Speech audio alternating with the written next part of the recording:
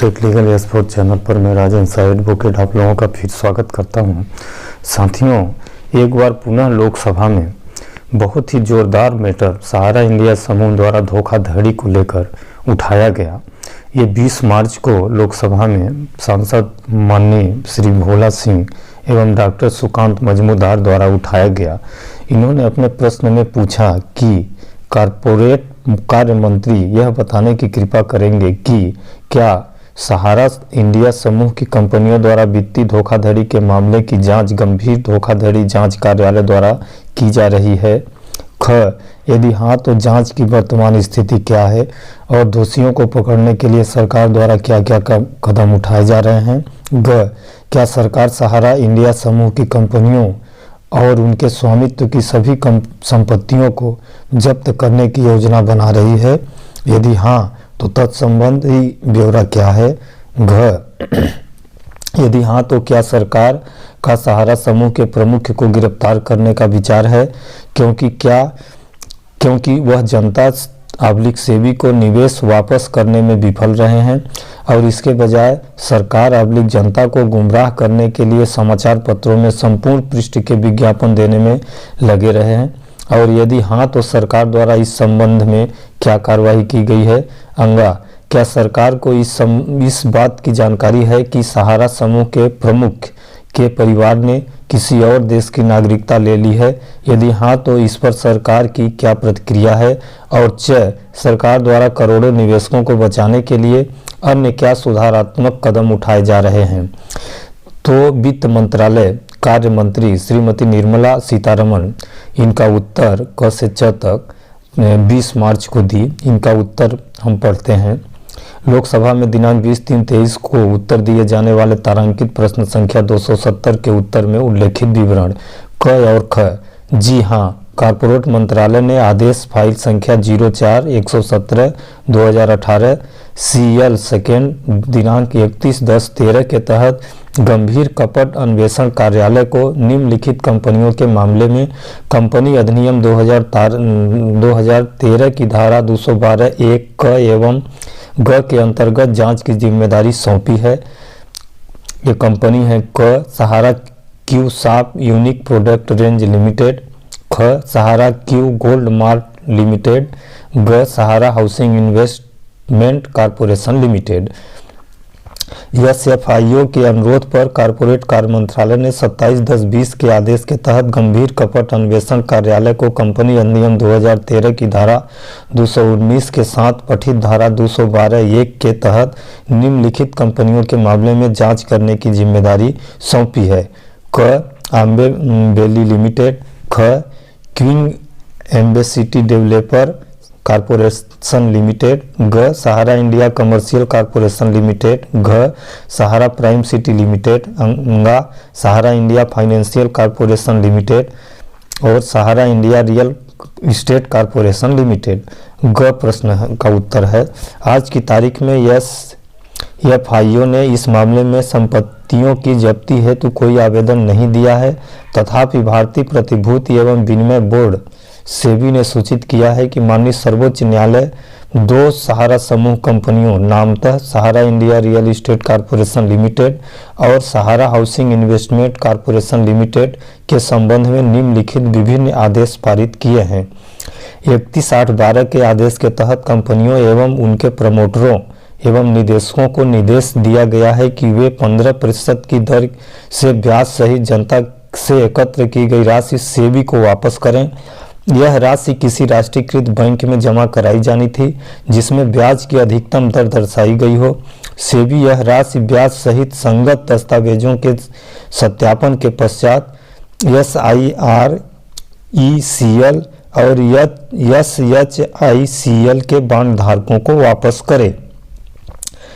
दिनांक 21/11/13 के आदेश के तहत सहारा ग्रुप ऑफ कंपनीज को यह निर्देश दिया गया कि वे किसी भी चल और अचल संपत्तियों से विलग न हों।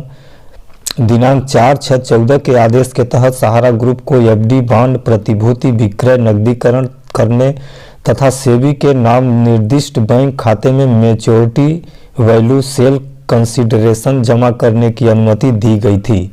सेबी ने दिनांक 13/2/13 के आदेश के तहत Sahara India real estate corporation limited, Sahara housing investment corporation limited, Shri Subrata Roy Sahara, Sushri Vandana Bhargava, Shri Ravishankar Dubey और अशोक राय चौधरी की चल एवं अचल संपत्तियों की भी जब्ती की है।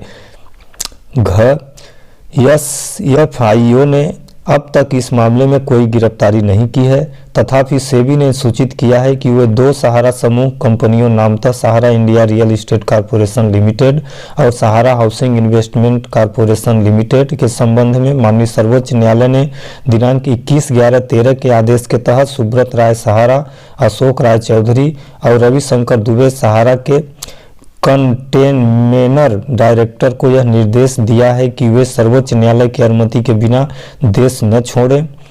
इसके अतिरिक्त सर्वोच्च न्यायालय ने दिनांक 19/6/15 के आदेश के तहत सुब्रत राय सहारा, अशोक राय चौधरी और रविशंकर दुबे को यह निर्देश दिया है कि वे इस आदेश की तारीख से 15 दिनों के भीतर या इसके जारी होने से पहले जो भी पहले हो अपने पासपोर्ट सर्वोच्च न्यायालय में जमा कराएं और वे सर्वोच्च न्यायालय के पूर्व अनुमति के बिना देश नहीं छोड़ेंगे। तत्पश्चात सर्वोच्च न्यायालय ने दिनांक 6/5/16 और 17/11/7/16 के आदेश के तहत यह निर्देश दिया है कि सुब्रत राय सहारा, अशोक राय चौधरी और रविशंकर दुबे को सुरक्षा प्रदान किया जाएगा और उन्हें जेल के बाहर की अवधि के दौरान दिल्ली पुलिस कमिश्नर द्वारा तैनात पुलिस अधिकारियों की एक टीम द्वारा स्क्वाड किया जाएगा, जिसका नेतृत्व एक ऐसे अधिकारी द्वारा किया जाएगा जिसकी रैंक पुलिस सब इंस्पेक्टर से कम न हो।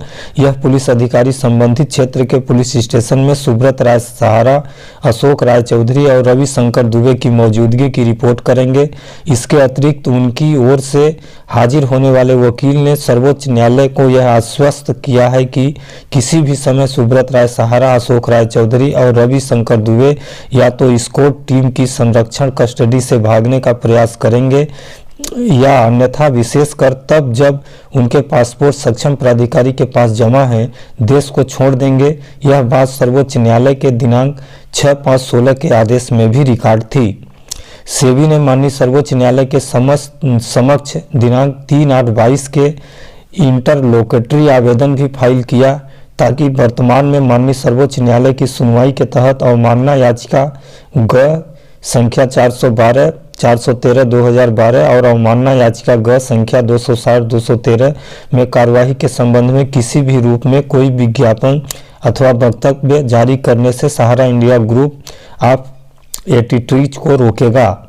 अंगा एमसीए के साथ फाइल किए गए उनके डीआईएन आवेदनों में निवेशकों द्वारा प्रदान की गई सूचना के अनुसार श्री सुब्रत राय सहारा, श्रीमती स्वप्ना राय, श्री अशोक राय चौधरी और श्री जयव्रत राय ने भारतीय नागरिकता होने की सूचना दी है।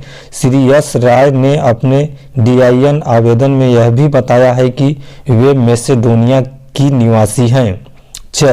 जैसा कि प्रश्न के भाग घ में उल्लेखित है कि सेबी ने भारतीय सर्वोच्च न्यायालय के समक्ष दिनांक 3/8/22 को एक अंतर्वर्ती आवेदन भी दायर किया था ताकि वर्तमान में माननीय सर्वोच्च न्यायालय द्वारा की जा रही सुनवाई के तहत अवमानना याचिका संख्या 412, 413/2012 और अवमानना याचिका संख्या 260/13 में कार्यवाही के संबंध में किसी भी रूप में कोई विज्ञापन अथवा मंतव्य जारी करने से सहारा इंडिया ग्रुप ऑफ इंडस्ट्रीज को रोका जाए। अब ये देखिए, ये जवाब दिया गया है माननीय वित्त मंत्री निर्मला सीतारमण जी के द्वारा। इसमें प्रश्न जो पूछा जाता है उन प्रश्नों का जवाब न दे करके सरकार के द्वारा गोलमोल जवाब दिया जाता है। बार बार कई सांसदों द्वारा एक महत्वपूर्ण प्रश्न पूछा जाता है कि सरकार द्वारा करोड़ों निवेशकों को बचाने के लिए अन्य क्या सुधारात्मक कदम उठाए जा रहे हैं। इस प्रश्न का उत्तर कई सांसदों के द्वारा पूछा गया, लेकिन सरकार के द्वारा इसका जवाब नहीं दिया जा रहा है। आखिर सरकार की मंशा क्या है। हालांकि अभी रिसेंटली सुप्रीम कोर्ट में एक आवेदन फाइल किया गया है कि सेबी में जो पैसा जमा है उसमें से 5,000 करोड़ सीआरसी को रिटर्न किया जाए और सीआरसी जो है निवेशकों का भुगतान करेगी। तो यह भी एक बहुत ही पेचीदा मामला है। इस मामले को लेकर मैं अपना नेक्स्ट वीडियो में आप लोगों के सामने रूबरू होऊंगा और बताऊंगा कि क्या सीआरसी से पैसा का वितरण करना निवेशकों के हित में है या नहीं है। तब तक के लिए मुझे आज्ञा दीजिए। नमस्कार।